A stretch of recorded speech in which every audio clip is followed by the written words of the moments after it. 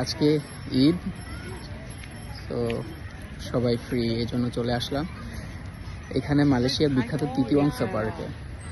এটা অনেক বিখ্যাত কারণ হচ্ছে যে এখানে সবাই ঘুরতে আসে ছুটির দিনে, আর হচ্ছে যে নিজের ফ্রি টাইমটা অনেক ভালো উপভোগ করার জন্য, ভালোভাবে ফ্যামিলির সাথে, ফ্রেন্ডসের সাথে।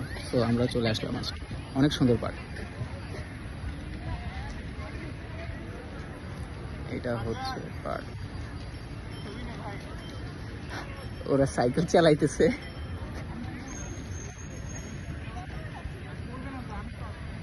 আর আমি এখানে ভিউ উপভোগ করতেছি। একটু পরে সন্ধ্যা হলে আমি সাইকেল চালাবো।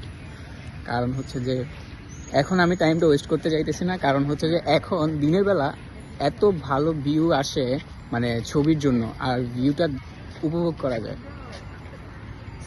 এই যে আমি আস্তে ঘুরিয়ে দেখাচ্ছি।